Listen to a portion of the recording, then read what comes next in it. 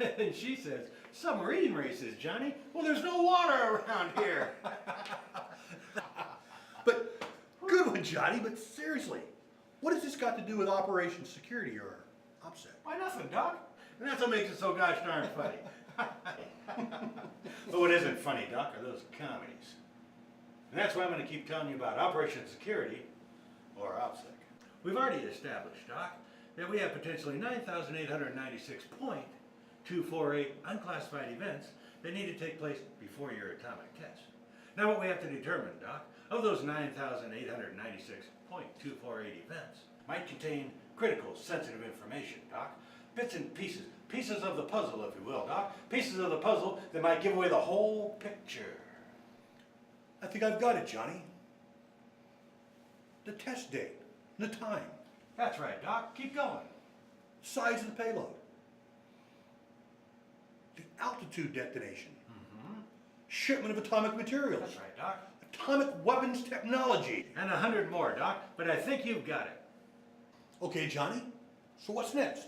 Well, what's next, Doc, is we figured out our critical information, but we have to ask ourselves, Doc, we have to ask ourselves, who is the threat? Why, that's easy, Johnny.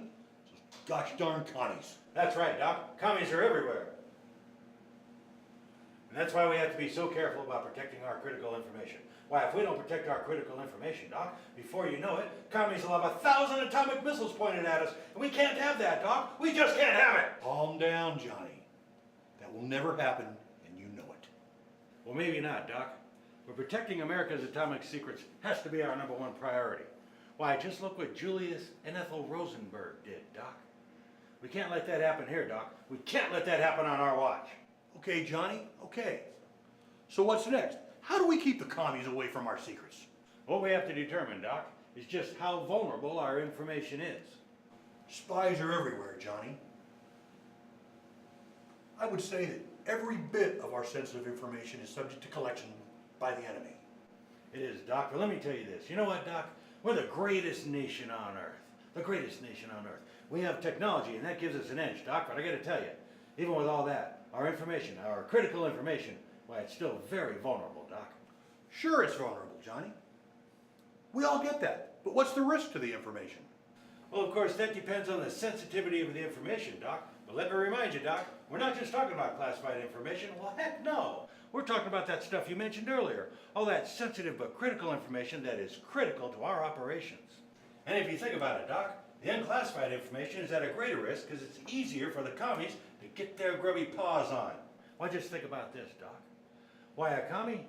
Well, maybe he's just having coffee with one of his comrades, and he overhears somebody who works out here talking about what they do out here. Well, that would be bad, Doc. Or maybe they read it in a newspaper, Doc. Or maybe they just sit through our trash and they get it that way, Doc. Or maybe a girl commie makes nice to one of our boys out here, Doc, and gets him to talking. Well, that would be no good, Doc. That would just be no good. So I would say, Doc, there's just 1,000 ways for the commies to get their grubby paws on our information. So to answer your question, Doc, I would say the risk to our information is very high. Very high indeed. Very high indeed. If the risk is so high, then why aren't we protecting this information? Great question, Doc, but let me tell you this. Operation Security, or OPSEC, has the answer. Somehow, I knew it would. Well, of course it does, Doc. Countermeasures, that's the answer to the question, Doc. We need to use countermeasures to protect that critical information that you had mentioned earlier. That sounds good to me, Johnny, but I'm an atomic scientist. I work on data and facts, so give it to me straight. Sure, Doc, sure. Well, let's say one of the threats is all those pesky newsmen that come out for your atomic test. Well, we don't want them getting any of our sensitive information and putting it in their fish wraps, do we, Doc? No, sir.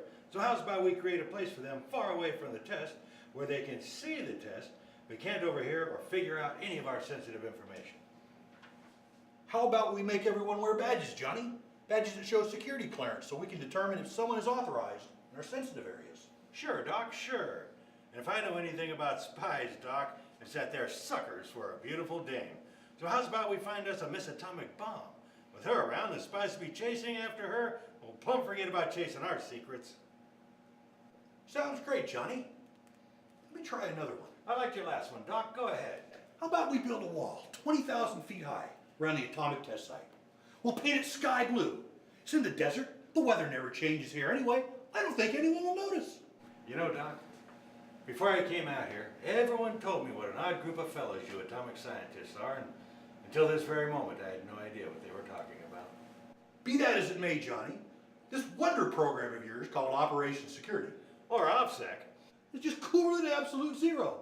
Why, I dare say that Operation Security Or OPSEC. will keep the Atomic Bomb Commission and the 48 great states of America safe and well into the 1970s. Or beyond. And if you follow me this way, I'll show you what an office would have looked like at the Nevada test site back in the 1950s. That looks freaky. That freaky. That looks freaky-ish. Okay, well, if you guys would like to follow me this way, we can go and watch a movie that'll teach you all about fission.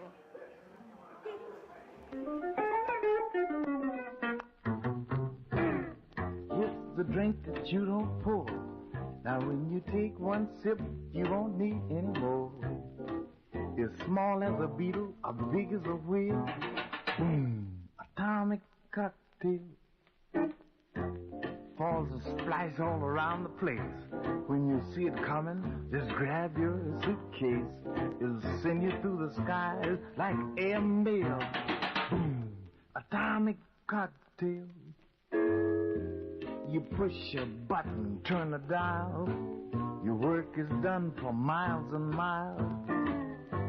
When it hits, it's bound to shake because you feel just like an earthquake. That's the drink that you don't pour. When you take one sip, you won't need any more. You're small as a beetle, or big as a whale. Boom! Atomic cocktail.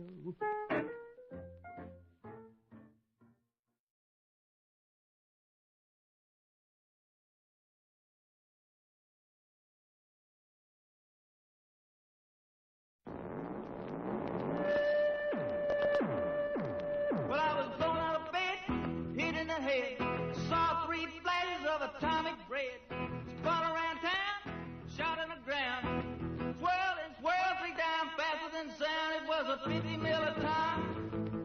It was a 50 milliton. It was a 50 milliton hydrogen, like a red in atomic bomb. Well, a rocket passed me, I climbed up a tree. Just then some got hold of me in the tree. He shot on off, stratosphere, 6,000 miles away from here. It was a 50 milliton. It was a 50 milliton.